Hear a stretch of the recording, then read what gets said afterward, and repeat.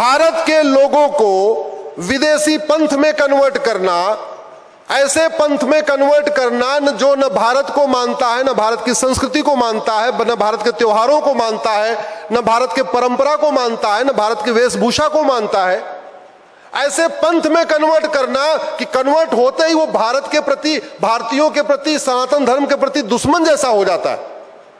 इससे बड़ा कोई देशद्रोह है क्या?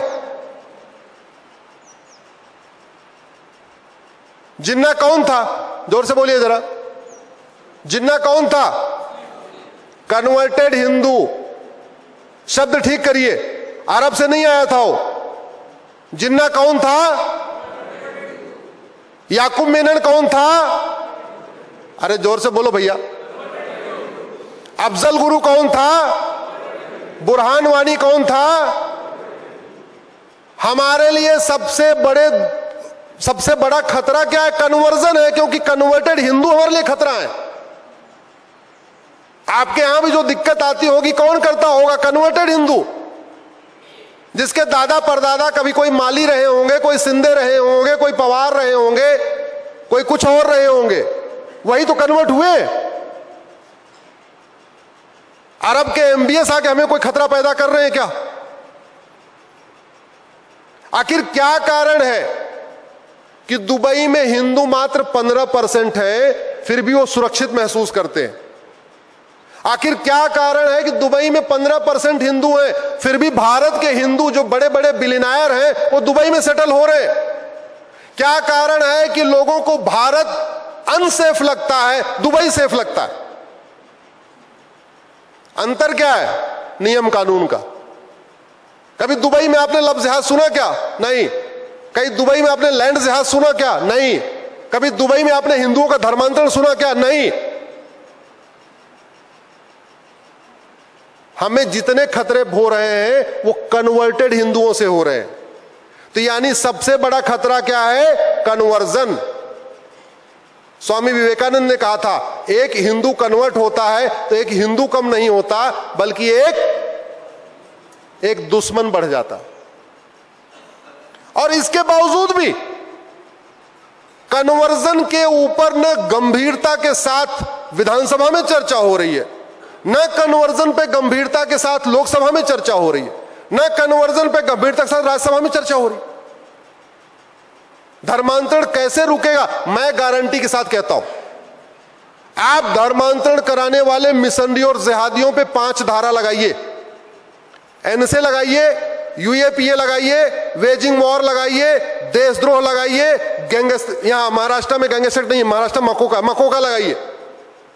आप धर्मांतरण कराने वाले मिशनरी और जिहादियों की 100% संपत्ति जब्त करिए, नागरिकता खत्म करिए, साल भर के अंदर इनको आजीवन कारावास, फांसी दीजिए। गारंटी के साथ कहता हूं धर्मांतरण 100% बंद हो जाए, 100% बंद हो जाए।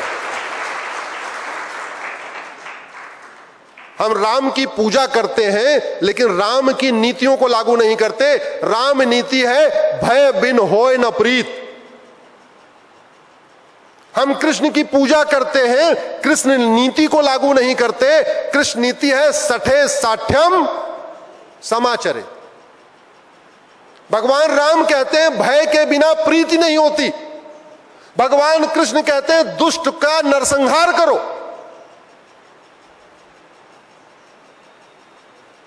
भगवान राम अयोध्या से निकलते हैं और रामेश्वरम तक रास्ते में 500 से ज्यादा राक्षसों का नरसंहार कर देते हैं। अब हमारे कथावाचक अलग कथा बताते हैं, राम रो रहे हैं, सीता माता को खोज रहे हैं, ये अरे भैया वो सब तो ठीक है, ये भी तो बताओ कि 500 लोगों को रास्ते में मारा। भगवान राम निकलते हैं अयोध्या से, प्रयाग आते हैं, संगम स्नान करते हैं, क्रॉस करते हैं चित्रकूट।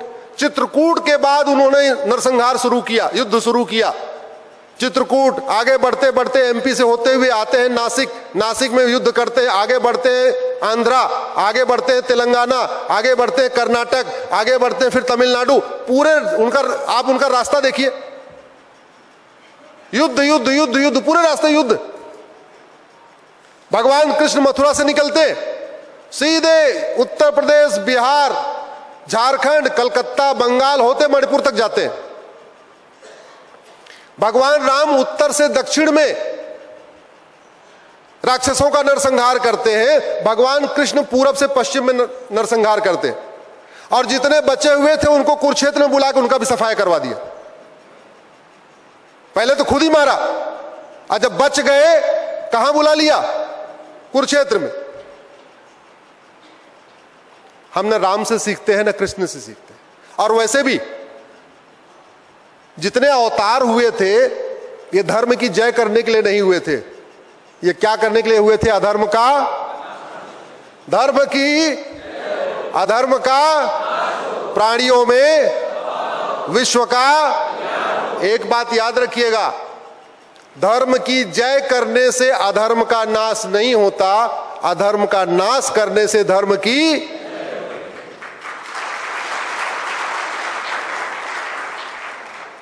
गाय को रोटी खिलाना धर्म की जय करना है, ठीक? और जो गाय को खाता है उसको जेल में डालना अधर्म का। गाय को रोटी खिलाने से गाय बचेगी क्या? नहीं। गाय तब बचेगी जब गाय को रोटी भी खिलाओ और गाय खाने वाले को जेल में डाल दो। तो यानी धर्म की जय करने के साथ साथ अधर्म का, जब धर्म की जय होगी अधर्म का नाश होगा, तब प्राणियों में सद्भावना आएगी। जब सठे साठ्यम समाचरित होगा, भय बिन प्रीत होय न प्रीत होगी, तब प्राणियों में सद्भावना होगी, तब भारत का कल्याण होगा। आप लोगों ने इतनी देर सुना, मैं आप लोगों को बहुत बहुत धन्यवाद देता हूं, आप लोगों का आभार व्यक्त करता हूं। अंत में यही कह के जाऊंगा, इस आज के कार्यक्रम को केवल कार्यक्रम समझ के खा पी के सोने के बाद भूल मत जाइएगा। जो कुछ चर्चा हुई है थोड़ा उसको जमीन पे उतारिए, थोड़ा मिलिए, थोड़ा बात करिए, जितना इसमें आगे बढ़ा सकते हैं उसको बढ़ाइए। नहीं तो फिर मैंने कहा, अगर भारत को बचाने की जिम्मेदारी अगर केवल पॉलिटिकल पार्टियों पे छोड़ देंगे, भारत को बचाने की जिम्मेदारी केवल सांसदों विधायकों पे छोड़ देंगे, भारत की बचाने की जिम्मेदारी कुछ वकीलों पे छोड़ देंगे, तो भारत नहीं बचेगा। भारत को बचाना है, जो जैसा कर सकता है, जो ज्ञान का उपयोग कर सकता ज्ञान का उपयोग करे, जो धन का उपयोग कर सकता है वो धन का उपयोग करे, जो जैसा वो अपनी आर्थिक शक्ति, सामाजिक शक्ति, राजनीतिक शक्ति, आध्यात्मिक शक्ति, जिसके पास जो सामर्थ्य है, जो शक्ति है, उसका उपयोग करे। और हम अभी कितने पीछे हैं इसका मैं कल का उदाहरण देता हूं। कल मैं यहां से जा रहा हूं, सुप्रीम कोर्ट में ये प्लेसा फर्शीपेट वाली पीआईएल लगी हुई है। हमारी पीआईएल का विरोध करने के लिए 40 पिटीशन आई है, 40। और कौन कौन आए हैं उसमें? 10 तो सांसद आए हुए हैं, वर्तमान सांसद, भूतपूर्व नहीं, 10 वर्तमान सांसद आए हुए, 5 पॉलिटिकल पार्टियां आई हुई हैं, former chief election commissioner SY Qureshi आए हुए हैं, दिल्ली के गवर्नर नजीब जंग आए हुए हैं, former cabinet secretary, farmer home secretary, farmer high court के जज सब आ गए हैं सुप्रीम कोर्ट। उनका यह कहना है ये प्लेस ऑफ वर्शिप एक्ट चलने दीजिए, बाबर, हुमायूं, गजनी, गोरी ने जो किया सब ठीक किया। और हमारे पक्ष में मात्र 15 पिटीशन आई है। कहने को हम 80% हैं, हमारे पक्ष में कितनी आई है? 15। और वो 15 भी हमने ढूंढ ढूंढ के लोगों से हाथ जोड़ जोड़ के करवाया। ना कोई रिटायर्ड आईएएस आया, ना कोई रिटायर्ड आईपीएस आया, ना कोई रिटायर्ड प्रोफेसर आया, ना कोई रिटायर्ड गवर्नर आया, ना कोई रिटायर्ड जज आया, और बाकी वर्तमान एमपी तो छोड़िए, भूतपूर्व एमपी भी कोई नहीं आया। वहां ओवैसी आए हुए हैं, आरजेडी के मनोज झा आए हुए, कांग्रेस खुद ही आ गई है, डीएमके आई हुई है, सीपीआई आई हुई है, इंडियन यूनियन मुस्लिम लीग आया हुआ है, मुस्लिम पर्सनल लॉ बोर्ड आया हुआ है, जमीयत उलमा हिंद आया हुआ है। पिछली बार भी जब मैटर लगा था उस समय हमारे खिलाफ 33 थी और हमारे पक्ष में 12 थी, पिछली वाली डेट पे। आज मैं काउंट कर रहा था, मैंने ऑफिस में पता करा, आप देखो कितनी हो गई। तो जूनियर ने बताया सर आप 40 हमारे खिलाफ हो गई है, यानी 33 से 40, 7 उधर बढ़ गई। हमने कहा हमारी तरफ कितनी बढ़ी, बोले 12 से 15, 3 बढ़ी। क्या भारत में सारे ऐसे लोग नहीं है क्या जो चाहते हैं बाबर, हुमायूं, तुगलक, गजनी, गोरी का निशान मिटे? चाहे, लेकिन वो चाहते हैं बस। चाहने से क्या हो जाएगा भैया? चाहने से कुछ होता है क्या? अरे कुछ करना पड़ेगा, एक्शन करना पड़ेगा। इतने कथावाचक हैं, पता नहीं सुप्रीम कोर्ट आने में क्यों शर्माते हैं, और उधर सारे मौलवी मौलाना आ रहे हैं, एक से बढ़कर एक हमारे यहां अखाड़े हैं। महामंडलेश्वर, आचार्य, श्री श्री, श्री श्री 108, श्री श्री 1008। फैसला तो संसद और सुप्रीम कोर्ट से ही होगा ना, फैसला कथा से होगा क्या? और एक बात याद रखिएगा, जो काम पूर्वजों ने किया है, अगर हम केवल वही काम करेंगे तो मिटना निश्चित है, जब तक कुछ और नया नहीं करेंगे। हमारे पूर्वजों ने धर्मशाला बनाई थी ना, हम भी धर्मशाला बना रहे। अगर धर्मशाला बनाने से सनातन धर्म बचता तो अफगानिस्तान में तो धर्मशाले थे, पाकिस्तान में भी खूब धर्मशाले थे, बांग्लादेश में भी खूब धर्मशाले थे। अगर गौशाला खोलने से सनातन धर्म बचता तो पाकिस्तान, अफगानिस्तान, बांग्लादेश में खूब गौशाला थी। मठ मंदिर बनाने से अगर सनातन धर्म रुकता तो वहां पे भी खूब था। हमें यह सोचना पड़ेगा कि हमारे पूर्वजों ने क्या नहीं किया, वो हमें करना पड़ेगा। जो उनसे रह गया वो हमें करना पड़ेगा।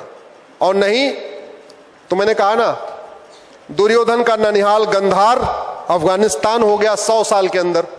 राजा भरत का ननिहाल कैके, जहां से माता कैकेयी आई थी, वो 100 साल में पाकिस्तान हो गया। मल्लदीप मालदीप बन गया, ईस्ट बंगाल बांग्लादेश बन गया। और भारत के वर्तमान में 9 राज्यों में खत्म हो चुके हैं, 800 जिलों में से 200 जिलों में खत्म हो चुके हैं, 6000 तहसीलों में से 1500 तहसीलों में खत्म हो चुके हैं। और कितनी स्पीड से खत्म हो रहे हैं, अगर इसको जानना है तो एक काम करना, ये केवल मैं परभनी के लिए नहीं बोल रहा हूं, जो लोग इस वीडियो को देख रहे हैं वो अपने एरिया में ट्राई कर ले। आप अपने वार्ड की वर्तमान वोटर लिस्ट और 25 साल पुरानी वोटर लिस्ट की तुलना कर लीजिए। आप गांव में रहते हैं, अपने गांव की वर्तमान वोटर लिस्ट ग्राम प्रधान वाली और 25 साल पुरानी ग्राम प्रधान की वोटर लिस्ट को तुलना कर लीजिए। आप अपने विधानसभा की वर्तमान वोटर लिस्ट और 25 साल पुरानी वोटर लिस्ट की तुलना कर लीजिए। आप अपने लोकसभा की वर्तमान वोटर लिस्ट और 25 साल पुरानी वोटर लिस्ट की तुलना कर लीजिए। फिर आपको पता चलेगा हम लगातार घट रहे हैं, हम बढ़ नहीं रहे हैं, घट रहे हैं। और घटेंगे तो कटेंगे। जोर से बोलिए, घटेंगे तो घटेंगे तो। और घटने का 5 कारण है: लब जेहाद, ड्रग जेहाद, घुसपैठ जेहाद, धर्मांतरण जेहाद और जनसंख्या जेहाद। बाकी ड्रग जेहाद पे मैं शाम को संभाजी नगर में बात करूंगा, मेरे फेसबुक से जुड़ जाइएगा, आप लोगों को वीडियो मिल जाएगा। बड़े प्लान्ड वे में स्कूल और कॉलेज में ड्रग परोसी जा रही है, हिंदू लड़के और लड़कियों को टारगेट किया जा रहा है। जितनी रेव पार्टियां हो रही हैं उसमें 100% लड़के और लड़की हिंदू ही हैं। उनमें नपुंसकता की दवाई मिलाई जा रही है, हिंदू लड़के नपुंसक हो रहे हैं, हिंदू बेटियां बाज हो रही हैं। तो ये एक बहुत बड़ा खतरा है। उस पर डिटेल में शाम को बात करूंगा संभाजी नगर में। आप लोग बहुत इतनी देर सुना आप लोगों ने, मैं बहुत बहुत धन्यवाद करता हूं, बहुत बहुत आभार व्यक्त करता हूं। एक बार जरा सब लोग खड़े हो जाएं। और भैया कैमरामैन थोड़ा पीछे भी दिखा देना। संसद भी चल रही है, सुप्रीम कोर्ट भी चल रहा है, परभनी की आवाज वहां तक जानी चाहिए। आपको पीछे बोलना है, हमें चाहिए आजादी। गुलामी के नाम से, गुलामी के निशान से, गुलामी की शिक्षा से, गुलामी के झूठे इतिहास से, गुलामी की कुरीतियों से, गुलामी की कुप्रथाओं से,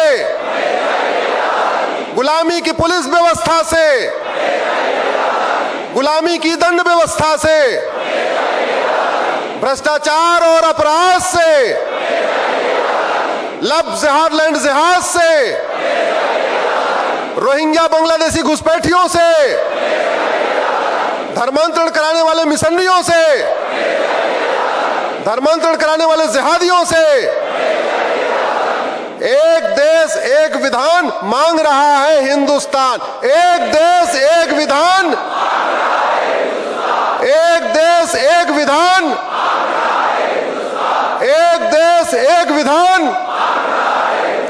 भारत माता की, भारत माता की, भारत माता की। जय श्री राम, जय श्री राम। राधे श्याम, राधे श्याम।